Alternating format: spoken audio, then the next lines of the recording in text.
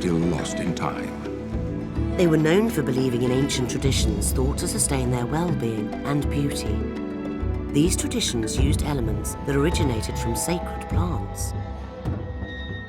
It was said that these plants were gifts received directly from the gods. Indeed, it was also said that these people had descended directly from the gods as well.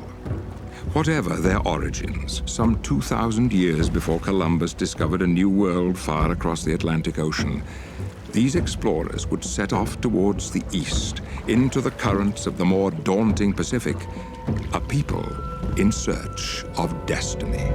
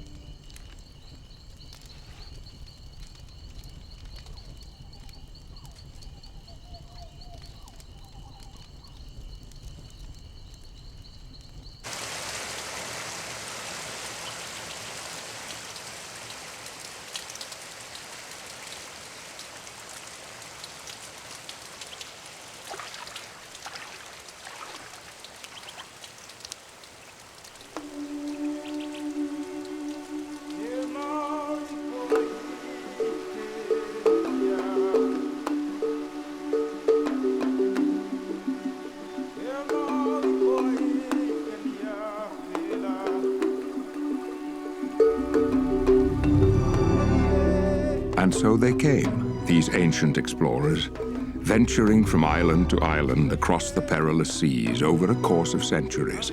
Stewards of the ancient gifts, they carried forth their treasures, planting and nourishing these wonders of nature, which would bless their lives and the lives of generations to come. Whenua, te whenua. Te rai, e te rai. Ei te atua e. Mai te mai te e hotu. Here, in this most perfect environment, alongside their sacred plants, these people would flourish.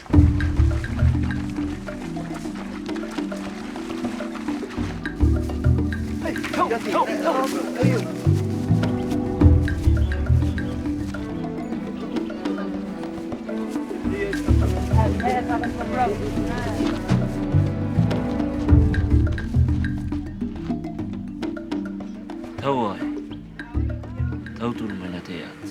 Tiun, hape ben, harat imi tunono e arot umai te pen. Hai tini, hauti.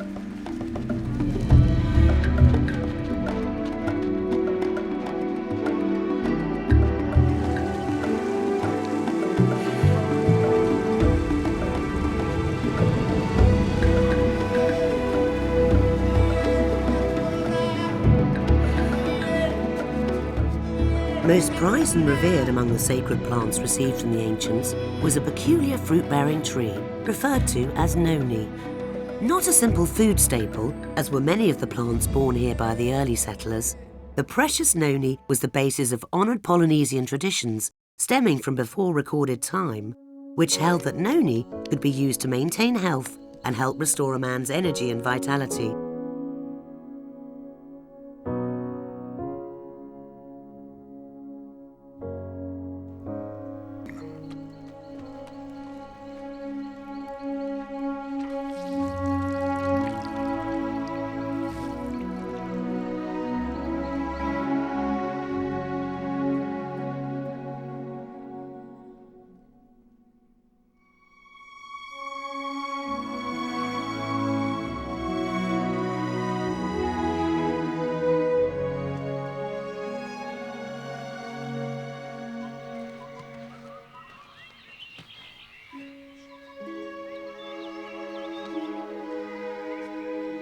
Indeed, the lives and culture of the early Polynesian people were profoundly blessed by the mystical noni.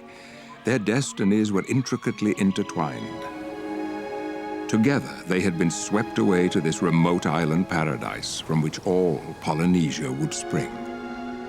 Here, nurtured by pristine bounty, they had thrived. And yet to the rest of the world, these people and their sacred noni were otherwise forgotten or unknown. But such would not last forever. Nearly 2 centuries later, Ralph M. Heineke would receive his doctorate in biochemistry from the University of Minnesota. Upon this accomplishment, his first desire was to escape the cold Minnesota winters, and so he took a job with the Dole Pineapple Company in Hawaii.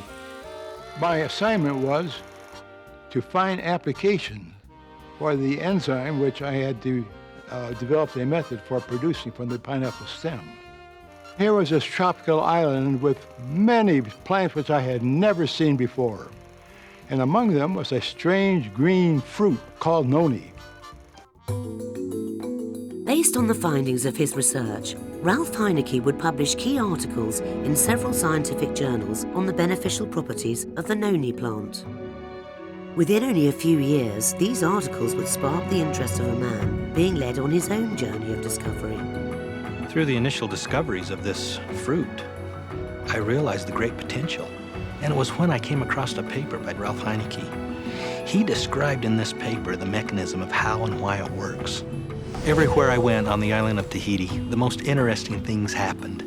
The native Tahitians began telling me stories of the nono fruit, how it helped their grandmother or their grandfather, their aunt, their uncle. But there was still a major obstacle. There simply wasn't enough fruit to support a large company.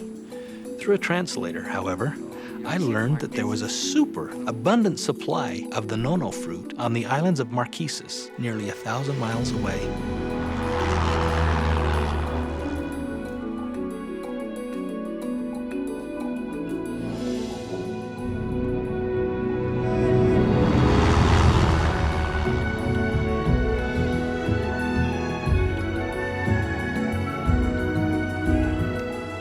In the afternoon, we stopped at the edge of the road to rest our legs.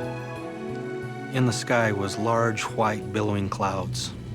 My eyes were drawn to that sight, so I walked across the road, and there was a large ravine below.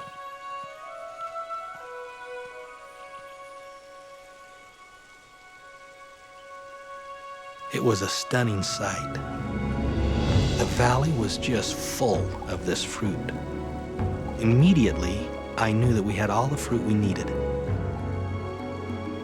It wasn't a secret, but yet the world didn't know about it. The next thing was to find the right partners. I knew if we could find the right partners, nothing could stop us. Soon after rediscovering the secret of the noni, John Wadsworth was joined by Stephen Story, Kerry Acey, Kim Acey, and Kelly Olson. The gift of noni had been handed to a new generation and to a new set of stewards. From across the wide Pacific and into the Rocky Mountains of Utah, what would become of this precious gift? What would these new stewards, a company called Tahitian Noni International, do with this awesome responsibility? We are heirs. We have become part of this story. And I have to tell you, we can't think of the history of noni without feeling emotionally tied to every single person and event that has taken place, since, 4,000 or 5,000 years ago when it first became noticed by man.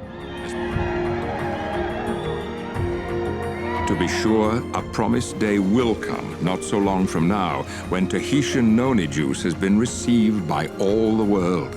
A day when this singular fruit from this exotic corner of the earth is planted in the hearts and minds of people everywhere. For Tahitian noni juice, a day of fulfilled destiny.